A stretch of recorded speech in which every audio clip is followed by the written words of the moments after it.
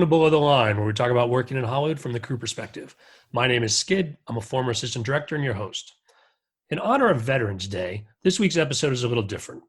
Longtime listeners are aware that before I moved to Hollywood, I served 5 years in the Air Force as a combat camera officer. My first assignment out of college was at Vandenberg Air Force Base, California, 1993 to 96.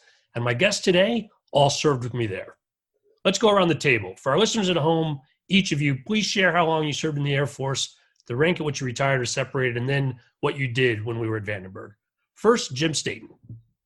Oh, I had 22 years in the Air Force. I was a master sergeant when I retired from Vandenberg, and I was a photojournalist and superintendent of motion media. Well, Jim, it's great to see you here again. Let's keep going from there. Bruce Dzitko, you're up next. I retired as a master sergeant at Vandenberg, just like Jim. Did 26 years. I had a real cobbled together career there. I was there forever, which is unheard of in the Air Force to stay at a place so long. I was there just over 18 years. Started out in the motion picture lab, running the wet side of that, kind of graduated over into the still side. From there, got into the whole flying arena of aerial photography, deployed a lot and had a blast. And they practically had to kick me out. So that's how much fun I was having. Now I live in South Dakota, and I'm probably the only guy on this panel that does nothing in the visual communication field. So you guys might have to bring me up to speed with everything. I heard it's digital now. Is that for real? All right. All right, Bruce, we'll come back around on that. Let me introduce the rest of the folks we've got here. Fred Johnson, you're up. Hey, Frederick Johnson. I served for just over 7 years, about 7.5 years at Vandenberg with these guys. I was a senior airman when I left, and I left and went to Silicon Valley and sort of did the whole gold rush chasing pixels thing up here. I'm still up here.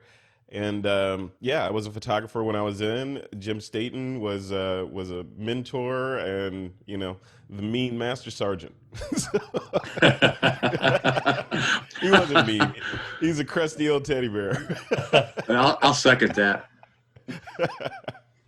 Well, we're pretty well represented on the we're pretty well represented on the photo side, but Al Pedroza, tell us what you were doing. Albert Pedroza. I served a total of 11 years. 1 extra year. I was supposed to do 10, but served 1 extra year after 9/11, after stop loss. When I was at Vandenberg, I left there as a senior airman to go on to Syracuse University to participate in the military motion media studies program. Was the aerial videographer there. All right. Well, guys, I think really glad you guys are all here today. Very excited about catching up with all of you. It's been a really long time since we've done anything like this. Let's start to put some context for our civilian audience about combat camera itself. Now, we're not going to go deep into the history. For those who are curious about Air Force combat camera, I'd encourage you to go to a website that one of the squadrons has put together. It's at usafcombatcamera.org. And you /history/. They talk a lot about how photography came together in the military. So we're not going to go deep on that, but let's let people understand a little bit about how it fit together for us and what we were doing in the larger picture of wartime photography. Jim, you could probably kick us off because you were probably there when it started. Oh yeah, I can remember I was in England running a combat camera unit out of Alconbury, and I got the assignment for Vandenberg, and so I immediately called to find out what kind of job I was going to. Vandenberg had been my first assignment, so I understood the mission of the unit, but I was on my retirement assignment and was really looking for somewhere to kick back. And Fred assured me that they didn't really do much but take pictures of launches and hang out a lot. So I said, I'm on my way. And of course, the minute that I hit the ground, Haiti took off. Or was it Haiti? Yeah. Yeah, it was Haiti. Yeah. And we immediately went into the combat camera mode with setting up digital imaging, transmissions, and downrange communications were an issue, keeping track of our people that were forward-based. It was the first time that I had actually experience things at that level. So it wasn't kicking back. We began really pushing forward, trying to display the technology and capture images and move them around via digital rather than processing film. You know, Jim, we're going to dive into that. I want to take a step back and just in terms of combat camera, what we did. Sometimes people who aren't familiar with it, I usually say that basically we were trained to provide audiovisual support in threat environments, so that We did that too. Yes, expert videographers, expert photographers, but also we were all weapons trained. We all had our nuclear, biological, chemical training, basically to deploy into a threat environment. But basically, people could be shooting at you and still do our job. That was kind of the goal of it overall. When people ask you guys, do you tell that same kind of story, or do you add some nuance to it or something different? Depends on who's asking. I mean, I think we all take it for granted, but what's key here is back in the day, or I think we all know what we mean by the day, back when we were in Avis and we weren't underneath the comm squadron, we weren't underneath local wings. We were tasked, the people that pushed our button to say, go do this, go to Haiti, the guys up at JCCC and the Joint Staff. It wasn't local public affairs offices. It was like from bosses on high, which allowed all of us to run autonomously. They would say we need a 4-man team, 2 still, 2 video, 1 flyer each. We need them in Haiti, we need them in Panama, we need them wherever, BFE usually. You're going to report right back to JCCC. You don't report to the local commanders. You don't report to the public affairs office. It was a higher mission. It was a global priority versus local. Yeah, I think so as well. I always try to incorporate the historical part of capturing all this imagery, because without it, we wouldn't be watching all these documentaries on Netflix or Prime about Vietnam or any other war that we've been in without combat camera capturing that imagery. So I always like to incorporate the historical part of capturing that imagery. Yeah, Al, that's a really good point. Just about, and again, the guys who are there taking pictures, filming that so that can use it. But again, operating with the combat units. And to your point, Bruce, we were Air Force, but when you deployed, you were part of a joint group of everyone that was doing photography on the ground and working for the joint commander, as you said, not for a specific unit or that sort of organization. That was the idea. Yeah, exactly. Communication, right? I was going to say any kind of visual communication. And what to your earlier question, Rob, when people, civilians, ask me, what I did or what it's like to do what we did in the military, I always paint the picture. I bring it down a couple of notches, and I paint the picture of a base, an Air Force base, because it's the only ones I have experience with, being kind of a small, self-contained city. Especially ones that are overseas. But it's a small, self-contained city, and the Visual Communications Squadron is the responsibility is to support that city in all their needs, whether it be forensic, investigative photography, sports, portraiture, whatever kind of visual video, all this stuff. So we did all that stuff when it's not time to suit up and go to battle like an Avenger, right? So you're doing that normal civilian Clark Kent stuff during the normal 9 to 5, and then when the sirens go up, then it's time to do the A-team suit up and do the real thing. And I always painted the picture between the two.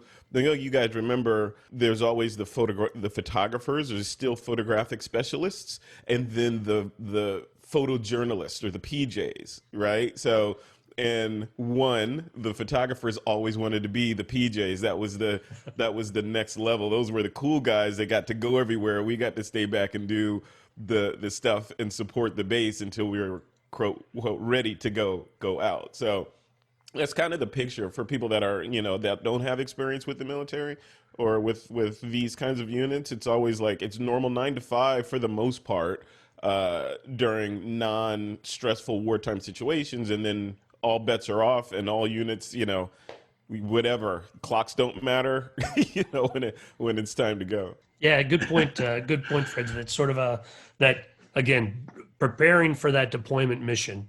but then the rest of the time sort of being in-house audiovisual, whatever that meant for the unit that we were at. And so, and we'll talk more about that. It's probably a good time to point out that listeners, many of you might not know that my name is Rob, because it's always Skid for my Hollywood time. But this group is predates all of that. And I think Skid was a high school nickname that I had just about choked off through my time in the military before moving back to LA. So we're also LT. That's right. Yeah. I was a lieutenant, as I mentioned before. Vandenberg was my first assignment in the military, and so I was the greenest of the group, I'm sure.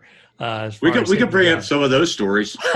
we'll get to them. We'll get to them. Let's add a little more context to the picture of Vandenberg then. So there's two main, at the time I'm coming in, you guys correct me if I'm misremembering, there's two main squadrons, one in Charleston, South Carolina, and one down in LA at Norton Air Force Base. Those are the main combat camera squadrons of they're fully, right? At that time, was that still true? Well, Norton was the queen bee. Norton was our headquarters for Avis and combat camera.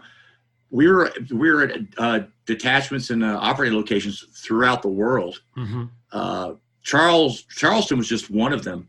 Once the consolidation of the units and the McPeak era and no more Avis and no more this, no more that, that's kind of when Charleston came into their own. I see. As the lead for combat camera, because at all the operating locations, and Vandenberg was one of them, we immediately fell underneath the local comm squadron.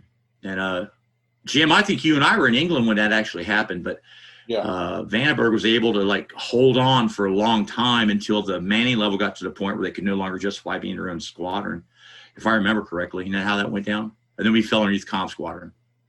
Yeah, I think it was a mandated thing though for Vandenberg. It was just they were one of the last to fold under. Their mission was so diversified. There were so many things that we actually had to support there. Yeah. And that's when Charleston stepped up, and Hill. And then I think Lackland, was it Lackland? There was the video unit down there was put online. And then the 4th at March was the reserve unit. And that was it for titled combat camera units. So when I showed up, we were already part of the 30th Communications Squadron. As you mentioned, sort of the reorganization under McPeak. Everything had to be on a local unit. And so 30th Communications Squadron in the 30th Space Wing. Right, under Space Command. And Vandenberg's mission, even before that, was to launch rockets, basically, because you could launch a rocket from there and do a polar orbit without going over occupied areas. I remember that being part of the justification. And for those who don't know, Vandenberg in California is right at the bottom, that corner that crosses there, about an hour south of San Luis Obispo, an hour north of Santa Barbara. And you could launch rockets from there. But in doing so, there was a ton of motion picture equipment and filming and just all related to the launches that we were all part of the same unit. If this happened before you got there, were they their separate unit? And then there was also combat camera, or was it all sort of one unit before it went under the comm squadron? What do you It was a 1369th. Yeah. Sorry, Jim. Go ahead. It was one unit, but yeah. Yeah, it was 1369th, and it was controlled out of Norton at San Bernardino. So it was run out of Norton at the time until they broke it up and then tucked it under the comm squadron. Yeah, it was a tenant unit under Norton. Again, like you said, they wanted to consolidate leadership and one wing, one boss, one kind of one point of contact on each base. They didn't like tenant units any longer. And we weren't the only ones that got snapped up like that. Comm squadron, weather squadron, a lot of the guys that were tenant units found themselves underneath the local wing, who they had tried very hard over the years to make enemies of. So overnight, you found yourself in bed with them, and it's like, wow, okay, this is going to be fun. I think another significant part of that was, even though the daily mission of the audiovisual services there was to support space and missile launching, which are two distinct things, the focus that we picked up was that we were more inclined to support Space Command requirements, Air Force Space Command requirements, and some U.S. Space Command requirements.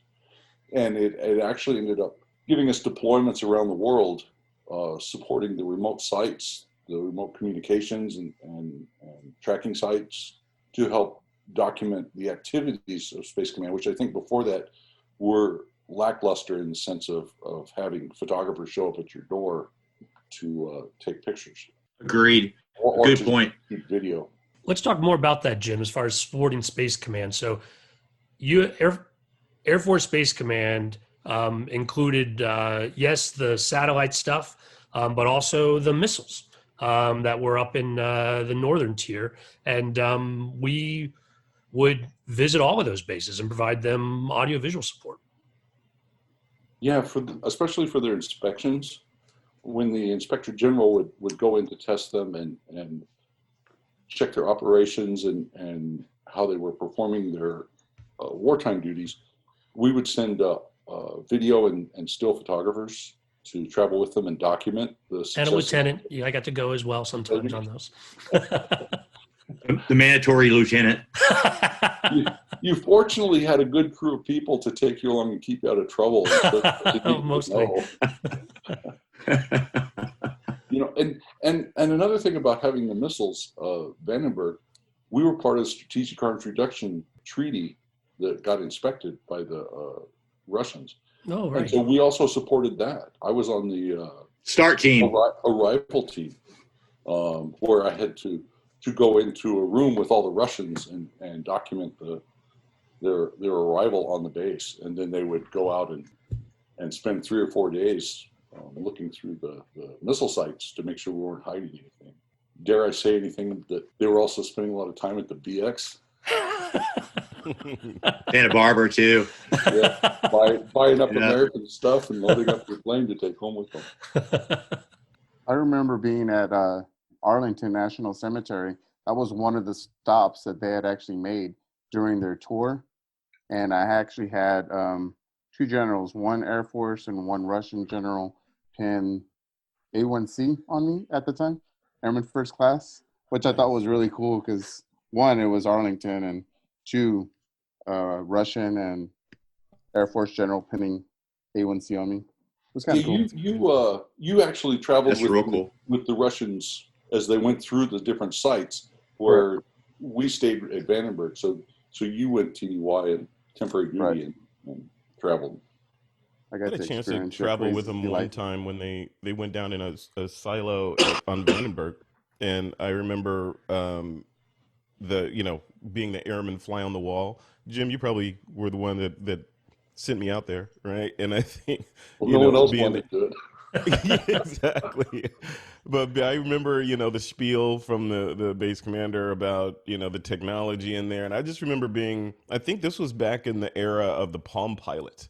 Remember those? So I remember him drawing the parallels between there's more processing power in a Palm Pilot than it takes to light one of these things off. It was crazy. I was like, wow, okay, I feel safe. So. And for folks who are not aware, we had missile silos at Vandenberg for testing purposes, because every once in a while they would identify a random missile from, Minot or whatever base, and they would bring it out and then prove that we could launch it out to the ocean, that just things were still working. And so, they could, it was legit. And so the Russians would come and take a look on that. So something else Fred mentioned that I think is really interesting too. As photographers, we were flies on the wall. We heard and saw a lot of things that we were never supposed to hear, never supposed to see. And they're still, in our minds today, but can't talk about them. Right. Yeah, you're just back there with your camera, trying to blend in with the wallpaper, right? Turn around till she puts her clothes back on, that kind of thing. Exactly. I'm not here, Colonel. I'm not here. At least nothing we're going to talk about on this podcast. They all wanted video anyway. Al got all the action. Right. Exactly. With his big shoulder-mounted bazooka camera, right? That was a huge camera. I think it was like 40 pounds with batteries. Oh, yeah. Yeah. Those things are huge. Well, I think when we talked about going out and going out to Colorado or the bases there and for the IG inspection and putting these things together, it was basically because our equipment was designed to pack into boxes and deploy. And so basically we used the same sort of setup in a just non-threat environment, usually Estes, Colorado, not so threatening. Like remember this time we went out there for the, what was it, Single Airman Week or something like that? Singles conference. Yeah, Oh, yeah. Singles. Oh yeah, that was a good one. That was. I will come back. We'll come back to that. But let's talk about the mobility. So that was a big mission. And in fact, I got to be the officer that was responsible for the mobility program. And I got to say, it was probably one of my favorite things in the Air Force, where we figured out how we could be doing our day job, but again, be able to mobilize if they needed 2 still photographers or a full team of 8 folks, or Bruce, what you guys had as far as that mobile processing lab that I'm not sure that there was anywhere else. I think that we had the Air Force's only one of those. Is that right? We're the pilot unit. Yeah, there's 2 other units we're trying to stand up, but by the time they really started, vans were built. I don't remember what other 2 bases were supposed to get them, but by the time that all came to fruition, digital had already taken over. Because what we were essentially doing was shooting slides, processing on site in these vans, and then turning right around and having to scan them on a Kodak scanner. So it was that transitional period. So it was pretty cool moving those things around. Is great team. Took a lot of teamwork to move them. Took a lot of expertise that doesn't really exist in the Air Force anymore, because the vans that we used were repurposed from Vietnam era reconnaissance vans that were used for tactical reconnaissance. So you had like me and maybe a handful of guys that knew how to actually put the mobilizers on them, put the wheels on them, set them up, tear them down. That's kind of cool, but it was right at the threshold. I think we only deployed him. I think he went to Italy during Desert Storm, and you and I drug him up to someplace in Northern California, someplace north of Paso Robles for an exercise. That's right. We did do the exercise out there with them. Yeah. Just when they were doing some sort of, when we actually did deploy under simulated conditions rather than just right up to the edge of pretending we were getting on a plane. We actually went up north that one time. We actually took them up to Nova Scotia for a Canadian exercise. We were up there for 10 days, and it worked like it's supposed to. I mean, we fit the whole shebang on one C-130 to include the team, got them up to Nova Scotia, set it up, ran out of it, processed, scanned, and we took an MRSAT. That worked great. And we were able to get a FTP line locally, and we were able to get our stuff to JCCC. But yeah, that MRSAT, man, what a boat anchor, I know. Yeah. Well, let's talk more about. So we're really in this period of time, at least while I'm there, and then the years before and after that, we are at this sort of cusp of things going digital. And so on some areas we're at the I think in everything we're at the very cutting edge, but a lot of it's sort of hit and miss. And these Inmarsats are probably a good example of where we had this box basically the size of a tent, right? Like it's like an 8-man tent or something in this like large container, and you basically open it up, and then you would set up the dish and find the satellite so that you could transmit the photos back to where everything needed to go. You guys know more about it than I did, other than dragging that box. In theory. For the technically implied, I think it was 2,400 baud at the time. Oh yeah, you're lucky. Yeah, it would take just an endless amount of time to transmit just one image, and we had a budget to use the Inmarsats. Those things were really expensive, and I can remember sitting in the office. Nobody wanted to use it to transmit images, but you had to show use on the Inmarsat when you deployed. And I can remember sitting in the office and getting a phone call from Jack's Valley in Colorado Springs, and it was Fred trying to run up the minutes on his Inmarsat to show that he was using it, and he just wanted to chat for a while. Yeah.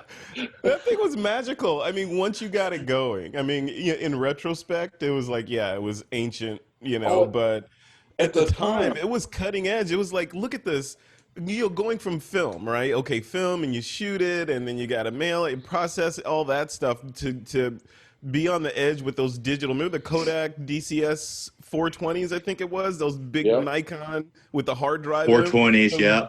Yeah, going from that to somewhere else from the field was magic, just being able to do that. And now of course we do it with our phones, but it was crazy back then. It was. That's true. On the still side of the house, digital was pretty amazing for us. We had the big heavy 100-pound Kodak printer and the DCS cameras and things.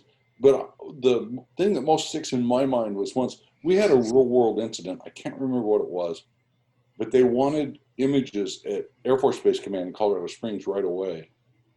And we actually set up 4 laptops with images on them and went to landlines, and using Timbuktu, which was a peer-to-peer networking protocol, we were able to, with 4 laptops, start transmitting images into Colorado Springs. And they were pretty amazed by that, just that the technology. We were always held in really high esteem by the upper ranks, because to us what we were doing was the equivalent of middle-aged magic, being able to get pictures across the globe so quickly. So you hear the demeanor in Jim's voice it's like, very calm, collected, and matter of fact. That's how he was back then too, because he'd be like, it was a pain in the ass to set that Inmarsat up and find the satellites. It was like literally like threading a needle. And he'd be like, yeah, go set it up real quick. Yeah, you can do it. Then let me know when it's done. If he said it, if it sounded easy when he said it, I should be able to get this done. And so I'm having flashbacks, Jim.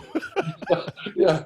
What do you mean you're having problems? Yeah. What are you, inferior? Everybody knows where that satellite is out back. We've been Bruce. You can always make a phone call, though. I'll tell you what, man. You might be able to send an image for a while, but you can always get back to somebody on the phone. It's like, we kind of got it working, but we know where the satellite's at. But pumping images, man, it took forever. Mm-hmm. God, slow. Al, you had a lot of digital coming online with the Beta SP and the Avid systems, and that was all pretty high-end technology there. Being able to just have your images on a hard drive and plug them in, which I think those big boxes that were about 1.5 feet long probably held 2 meg. I don't know. Yeah, but even still, the video files were large. I mean, it's not like it is today, where a hard drive back then was maybe like 200 megabytes, which is absolutely nothing now. We're talking terabytes. Yeah. But those Avid machines were pretty cutting edge at the time, like being able to edit. Oh, yeah. I remember when I went to Hollywood, it was like really rare. And then the time in between, like we had suites of them. They would sit idle, and they wouldn't sit idle in a more cost effective environment, I guess you'd say. But the military bought them for us, and industry you guys were standard, editing video there, at the time. And so that was pretty cutting edge what you guys were working on. What other stuff on the video side did you kind of see in that transition now? Cameras. So basically, it was still analog, but going from High 8 to Beta SP, High 8 was natively a poor choice of tape because it was going to fall apart regardless in playback or record. So you were lucky if you got to use and record a High 8 tape one time without dropout. If you try to degauss it and reuse it again, forget it. Because the tape just would fall apart. Beta SP was a little more solid, didn't have as much error, was able to be reused. So it made a little more financial sense. But unfortunately, the Air Force spent so much money on High 8 equipment. They wanted you to use High 8 because that's what they bought. It's unfortunate. Yeah, not everybody got the opportunity to use Beta SP like we had at Vandenberg. We had the Beta SP for the high-end stuff, but then you're right, it wasn't part of our deployment package. When we deployed, it was the high cameras and equipment that we were putting into those green boxes on that pallet. Hey, I have a confession to make on this technology end of things too. When I first got to Vandenberg, along with trying to get people deployed to Haiti and figure out where my household goods were because they were stuck in Texas, and I was having to kind of dig through uniforms looking for something clean. They came down and they asked me to do a new mission statement for the photojournalism department, which I was running at the time. so I wrote up, the standard nomenclature, we support the worldwide activities of Air Force Space Command and document this and do this and do that. And at the very end, I put, we were also responsible for research and development for Air Force Space Command on digital imaging for still photography. And all of a sudden my budget skyrocketed. Nobody told me to put that in there. It was just like a throwaway line, but I'm sure it got me thousands and thousands of dollars. Because at one point we had bought a new, to give you the time frame, it was a Mac 8100. We put 200 mega RAM in it. It cost us $10,000 for that 200 mega RAM. And I was walking around wanting to know if anybody wanted to trade a car for the sand.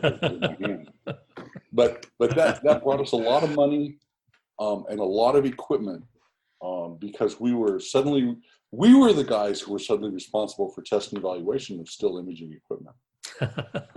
When you told that story earlier about the folks at headquarters getting images and being really interested in that, getting them quick, it does remind me of some of that incident in Vandenberg, and I'm not sure exactly who was involved in it, but we were, I think, for the first time, sending live video images back to the folks in the little command room. And I remember very specifically where there was some incident, I don't know if it was a fire or what the incident was, but then our guys would deploy.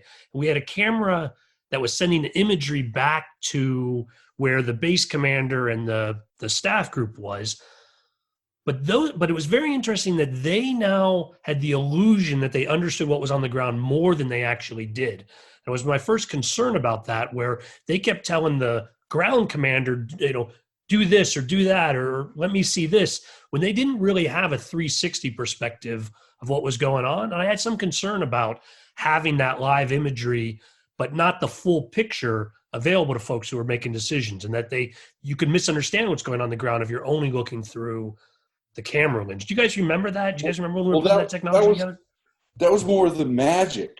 We put microwave. Was it microwave on the? It was microwave. We had it in the aircraft too. We would put it on the helicopters, and we had some of the units that were used in instrumentation for the space launch, the long lens stuff. We also had them on those, and we were able to broadcast right into the command post for the wing commander and the 12th Air Force commander. Right, we were 12th Air Force, 14th Air Force, 14th Air Force. Yeah, and that was more of the magic, where they were just, you guys need some more money? Can you keep this train going?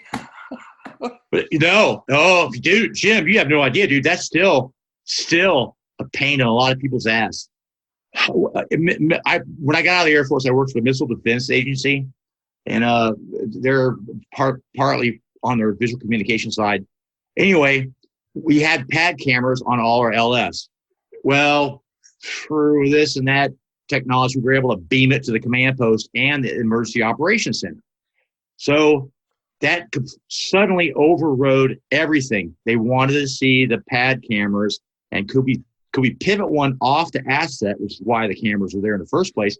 Can you bring it up and can you pivot it at 90 degrees north, because there's a wildfire and the commander in the command post wants to see it.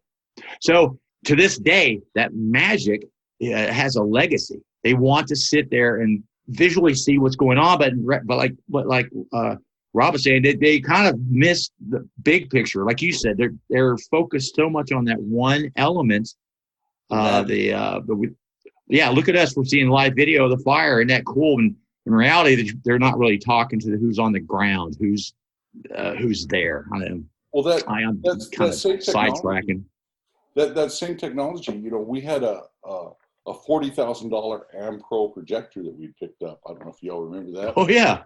But it was in the conference room, and the first LLV launch from Slick 6, the Space Launch Complex 6, was a unique launch. And where in the past everybody would go out to watch the launch, which is a space launch from South Vandenberg, we went to the conference room for the first time because we had it piped in, and we got to watch it fail.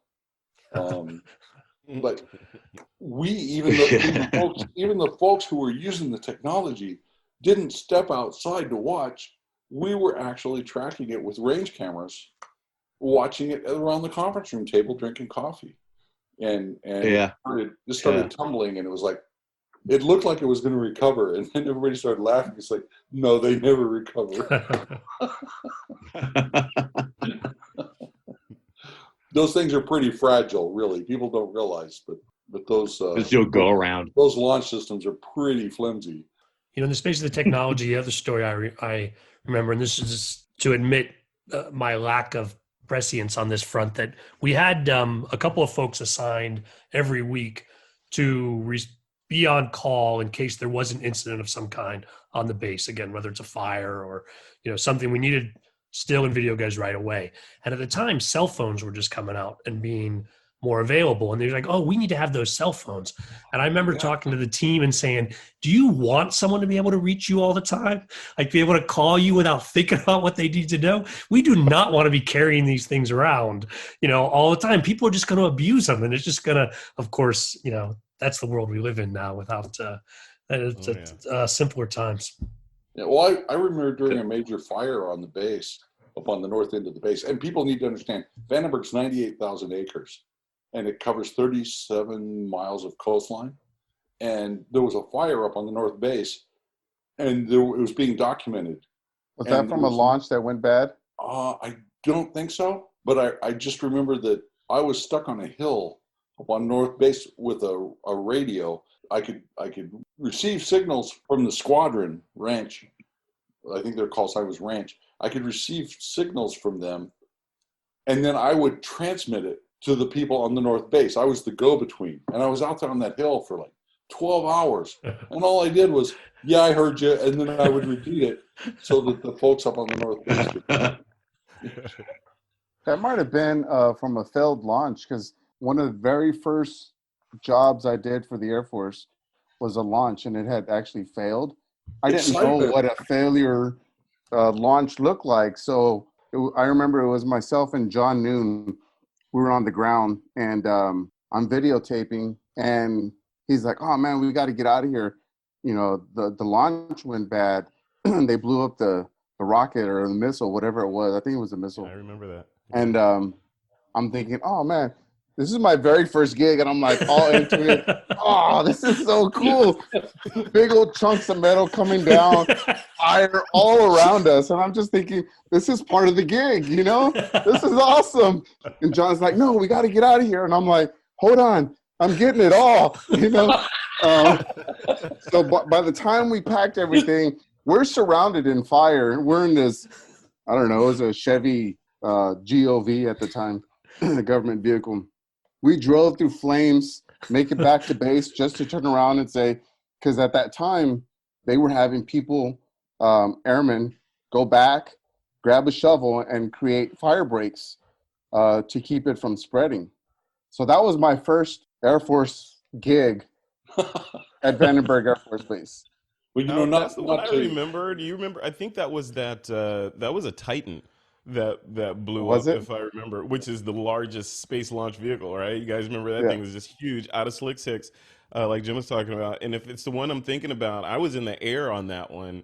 You know how they send the still photographer and the videographer with the doors open on the UH-1 shooting around the pad. So I'm in the air, and I remember, you're up there forever, and of course you have to launch in the middle of the night, so you're just like, crap, okay, just launch it already, right?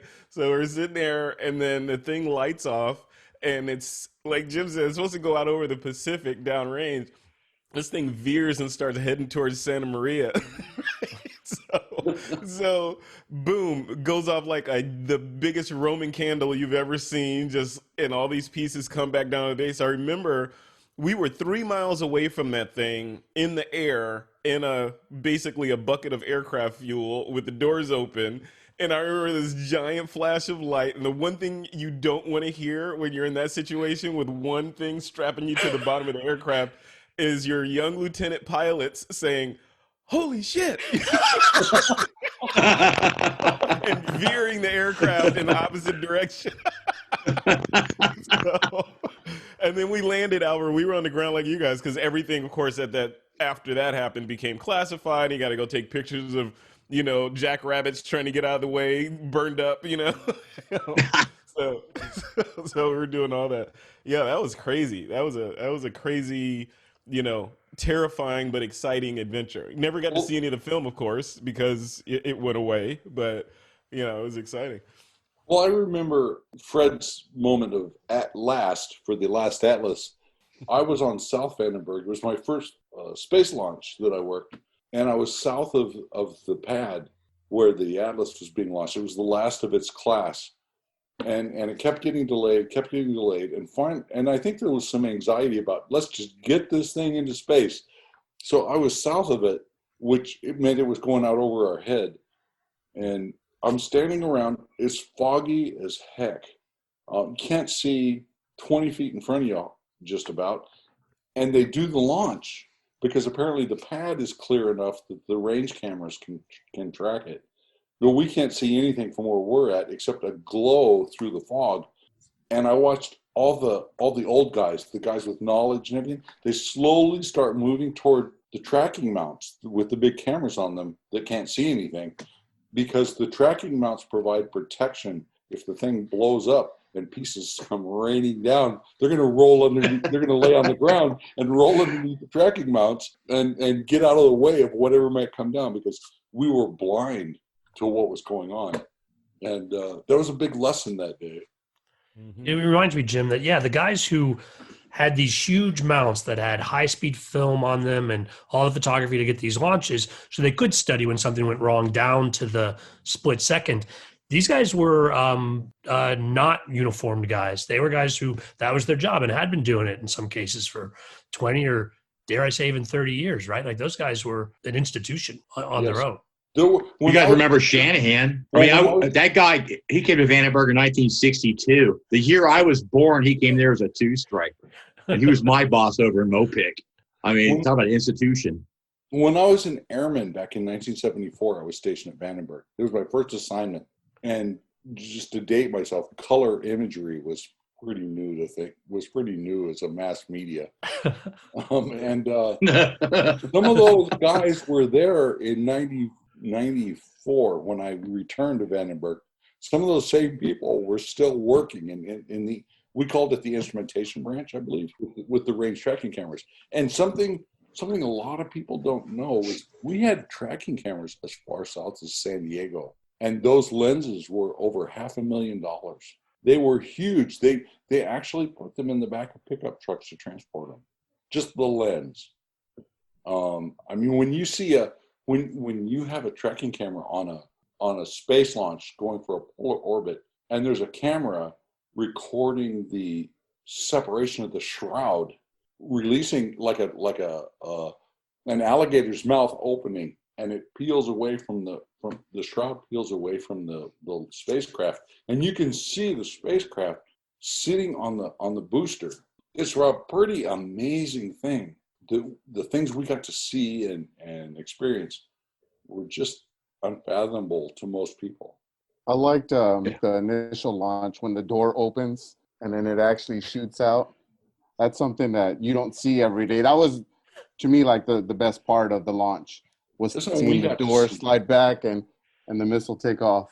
Yeah, we got to see those things. Most people don't ever get to see that. We would see the process from the aircraft or the spacecraft or the rocket being delivered to the base and crawling to the, to the pad, all the way through to the assembly in the clean room of the payload, the satellite. So we have to document all that, and then, the erection of the thing, and then the launch and all that stuff. So yeah, we got to see it from literally soup to nuts all the way through, even in disasters like we were talking about before.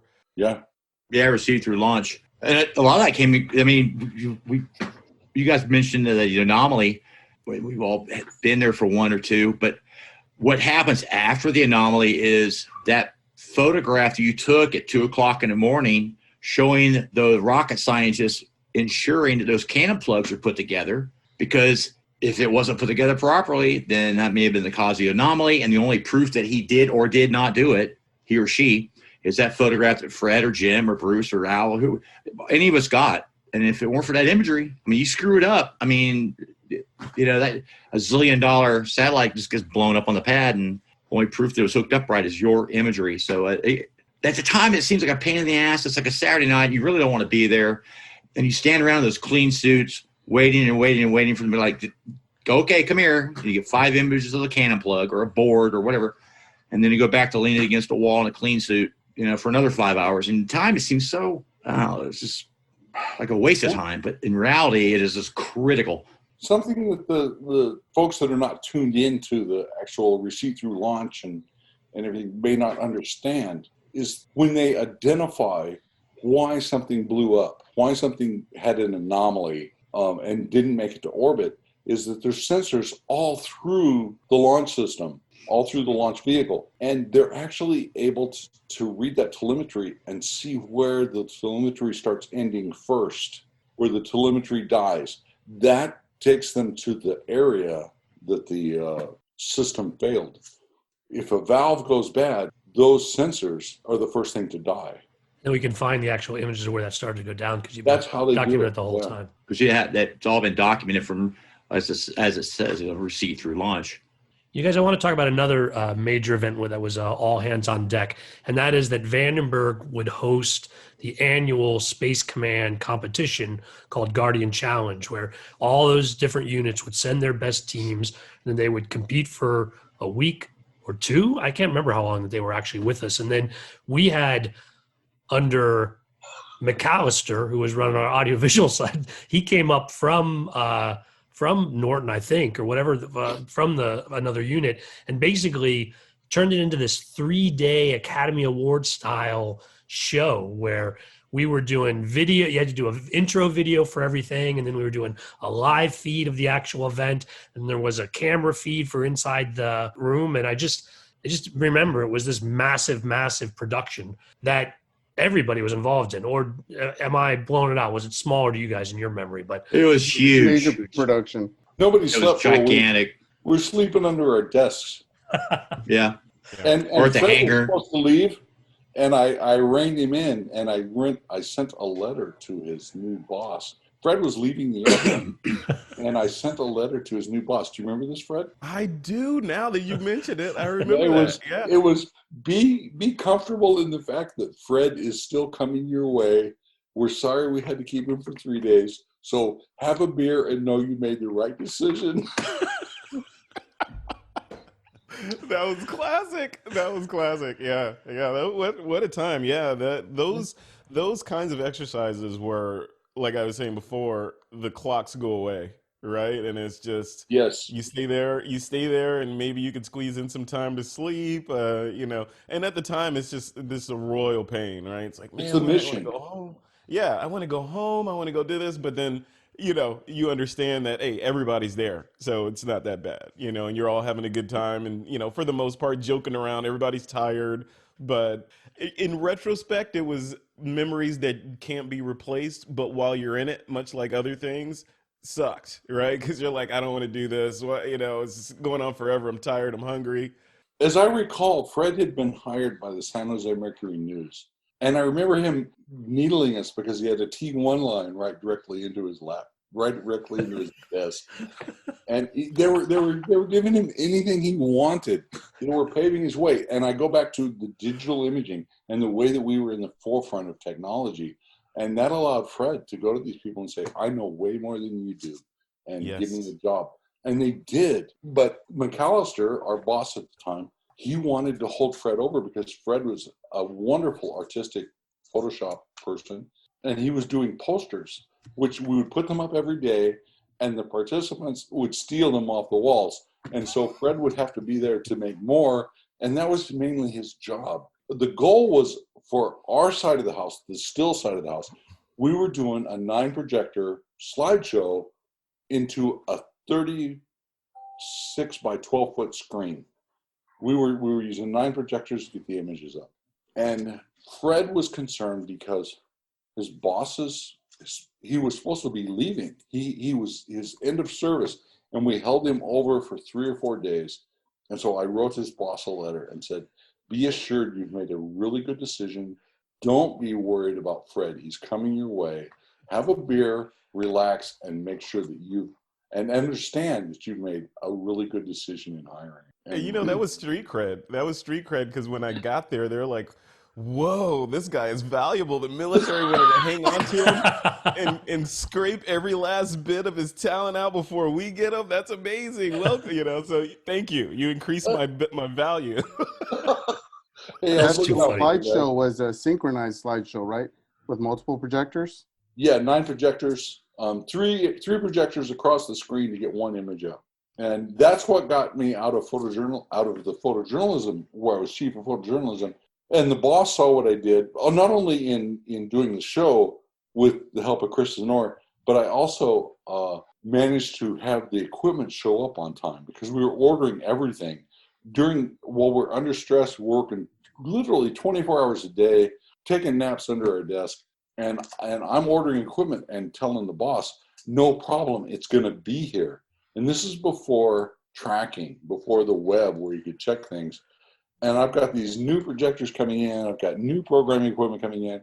And we put together this slideshow at the last minute. And it was amazing. It was a really incredible show. Secretary of Defense was there, I believe. There was a lot. I'm reminded of editing. So each award had to have its own little video for the intro before the award was announced. And I remember sitting on one of those Avids, editing these things, trying to turn them out. I still had, there were like 25, 30. There was a lot of little award segments. I remember editing, there was still a ton to go. But then McAllister, God bless him, he wanted to have this video of the Vandenberg base where all these folks were on this cliffside and it was shot from a helicopter of all these people. And he was like, everybody stop what you're doing and get out there on that cliff. And every single person on the cliff, because for whatever reason, I don't know, people wanted to do something else on their Saturday that weren't part of the Cobb Squadron, but it's like everyone out there. He made a lot of friends that day. I was a part of that cluster. Yeah, he made a lot of buddies. I think Al Gerloff was the guy that shot it. Yeah, he was an aerial photographer on that. I think he shot it because I remember he had to slip the helicopter left because he couldn't shoot it straight on, so he had to shoot out the right door. But so he'd bring it up, hover it, and slide it left to get that panning zoom pull-out shot. Yeah, I remember that. Oh yeah. I don't think I was actually on the cliff because I think I ignored it and not ignored it, but I was still typing. And McAllister came through. No, it was before it happened. He was doing that final roundup, and he came through and he was like, "Lieutenant Skidmore, you need to be out there." And I think I broke down. I think I was like, "You can't do it all, man. I'm trying to get this done." And it was like, "All right, you stay, do that." And so, yeah, I missed the little adventure out on the cliff. I have to give Major McAllister a lot of thanks, though, because he kind of, from a video perspective, really pushed the bar of creativity and quality, put a lot of trust in us. Yeah. We didn't have that type of experience that he had and what he had envisioned, but he believed in us and he gave us the opportunity to do those things, which is kind of hard coming from the AV field that we were in, because you don't get a lot of opportunity to be creative like that, to have free reign of how you want things to come together. Sometimes it's you capturing it as it happens. With him, it was, let's create it. Let's make it happen. So I have to give him a lot of thanks for that, because he had a small part in what I am today, and actually raising the bar, always shooting for the best, trying to be better than what we had before. You're only as good as the last thing you produced. So if what you produced was crap last week, you better raise the bar. If it was good last week, it better be better this week. I have to give him thanks for that. I agree. 100%. I agree. I agree as well. I agree. Big time. He really did raise our game to another level when he came to Vandenberg and what he did with the unit. 100%. It wasn't that he had higher standards. It was that he wanted motivation. We already had the standards. He just wanted us to really put our hearts into it. And he had vision, and I think he shared the idea that you could have vision, to your point, Al, like a vision for what this can be, not just a matter of capturing and working with that, but rather, again, exactly your point, Adam, to make it into something more. He's kind of like a good example of the Achilles heel of the Air Force, the military in general. McAllister should have been in a different position.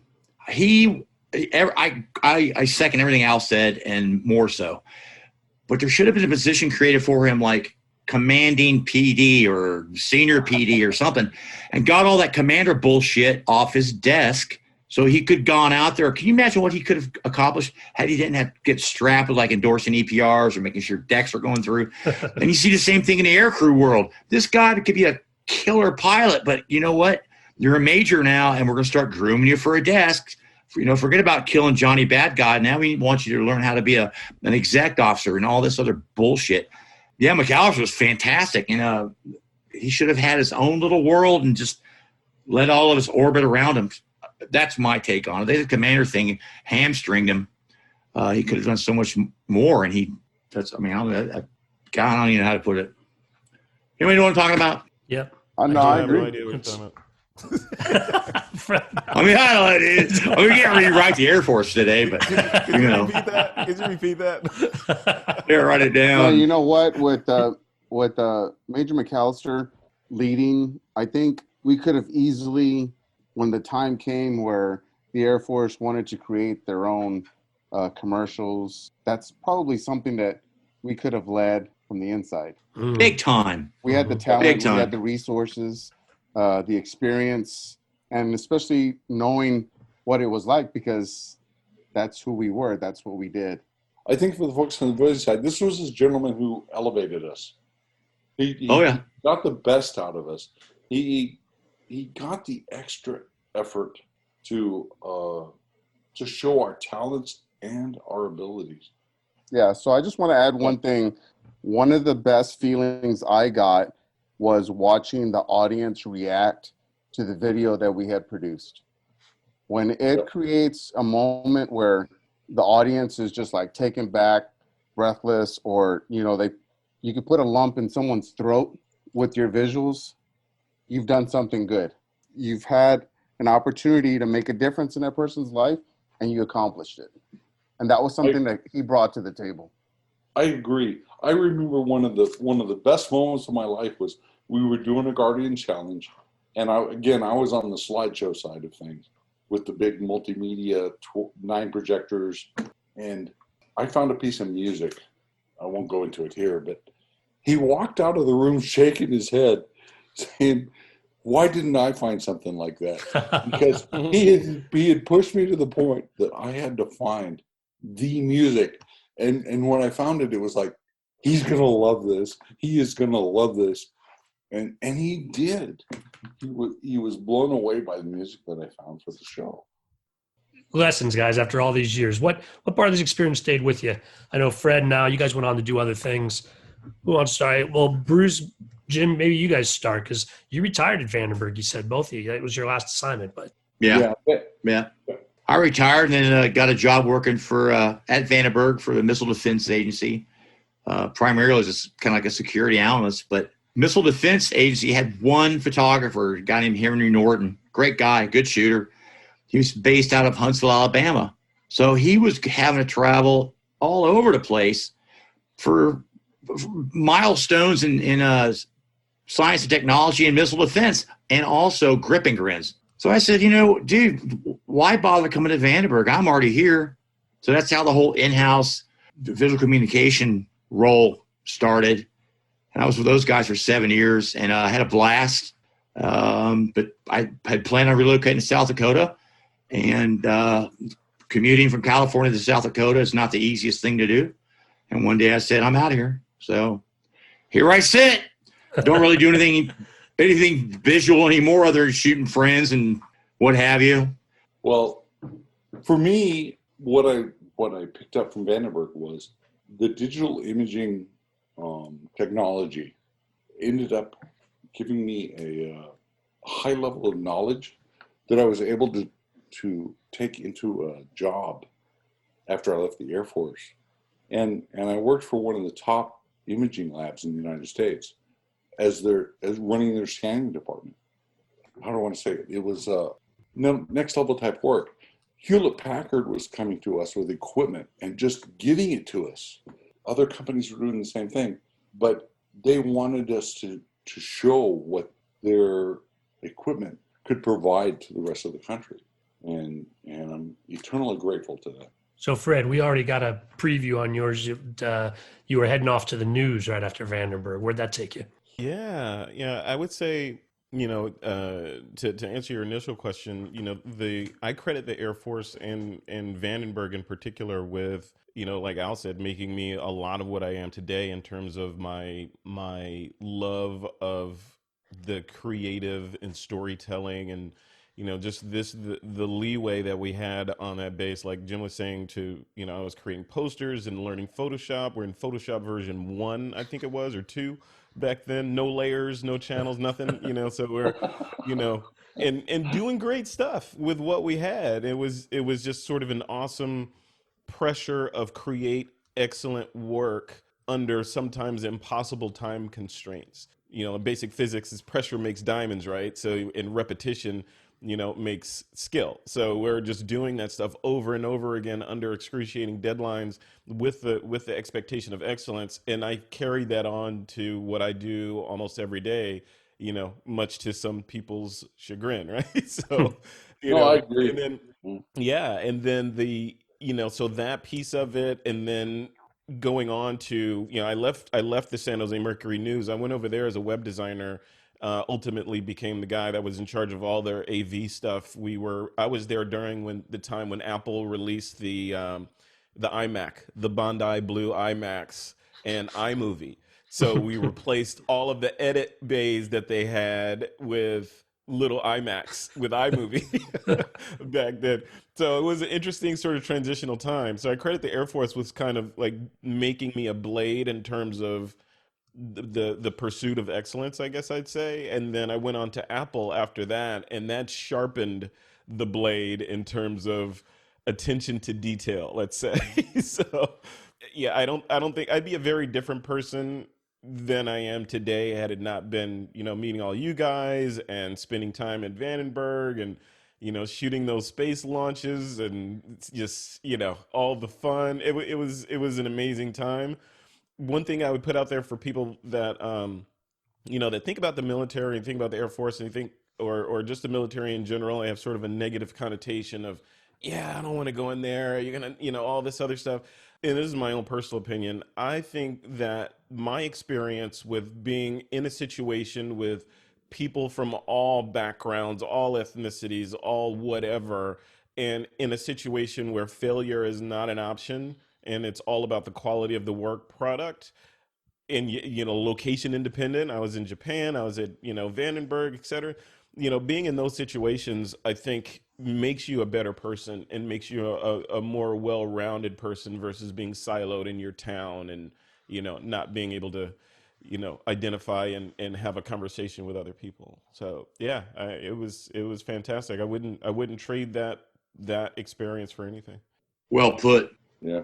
I finished my career at Nellis Air Force Base in Las Vegas. And one of the things that I told myself before I got out was I wanted to make myself as marketable as possible. I wanted to know every and all aspects of AV, whether it be shooting, editing, photography, graphic design, storytelling, producing, directing, technical writer, teleprompter, you name it, whatever. I wanted to master it all so that when I stepped out, I gave myself the best opportunity that I could. So I have to give the Air Force many thanks for that because they did afford me that opportunity to learn all those things. In addition to that, working with other units, other branches of service, working with the Army, working with the Navy, working with the Marine Corps in different exercises, working with Navy SEALs, you learn something from each experience. I think that I would like to think that I took a little bit from each experience to kind of help mold who I am today. You work with people of all races, all genders. You come together, like Fred was saying, create a quality product. The Air Force provided that opportunity for me. I don't know if I could have had that same experience anywhere else. Yeah. Yeah, that's true. Well, I'll bring it back around to the film stuff.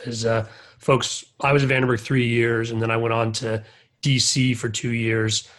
assignments there. It'll be a topic of another podcast someday, I'm sure. But after that, got out and moved to LA. And what was really clear is that the military and the film industry, they use the same organizational theory. And I've talked about this on the podcast before, but for folks who are just joining us and comparing them, where you have a very complicated organizational structure, but it needs to respond very quickly to change. Like all the things we were talking about today, something blows up or something different happens, or you need something to do. If you want your organization to respond quickly, you got to push the expertise to the bottom.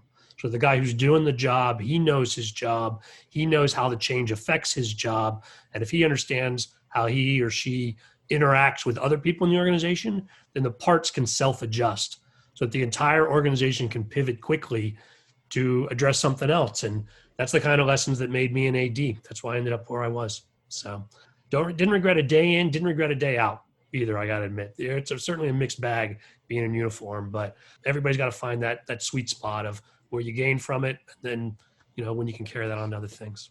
I agree. Yeah, I don't regret a day. It was awesome. You'll forever be LT in my book. Sorry.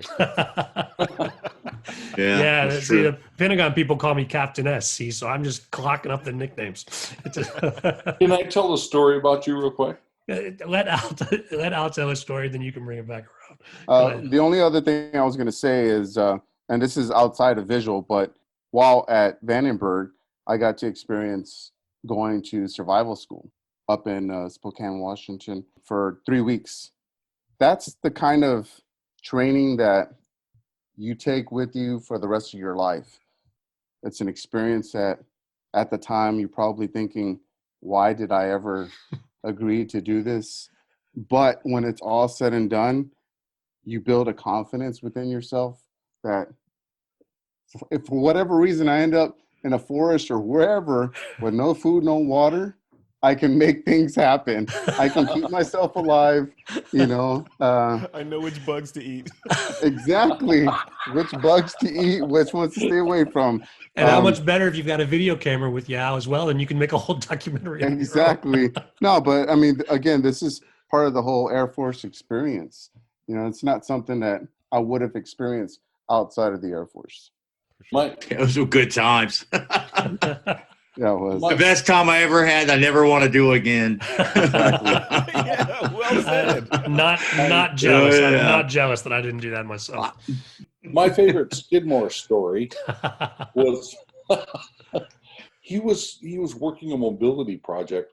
We had these platforms that you had to put all your equipment on and slide them onto an airplane, be able to slide them onto an airplane so that they could be transported anywhere in the world. And I walk out into the hangar, and now I do want to caution, he was a young lieutenant, not an old lieutenant, and kind of feeling his way along. And he had about 20 people out in this hangar floor where they kept all the instrumentation cameras for the space launches and things.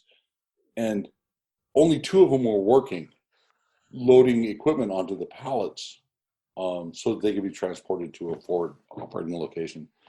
And I observed for a little bit, and I thought, this is the moment to tell the lieutenant what an enlisted person is all about. And I walked out and I took control of the situation, got all his pallets loaded with everybody involved rather than just the 2 people that were loading the pallets, and had a wonderful time in my mind while I kept telling him, "You're doing a fine job, sir."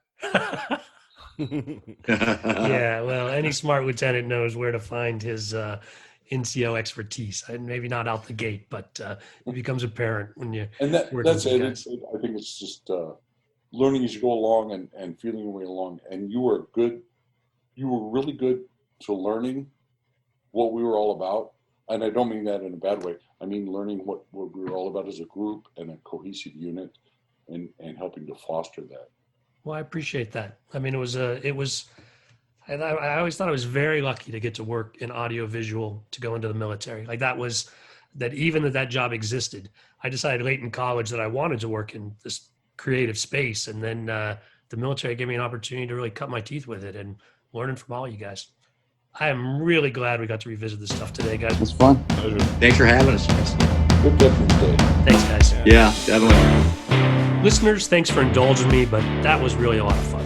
Your feedback is always welcome. You can send email comments to skid, SKID, at belowtheline1word.biz. That's B-I-Z.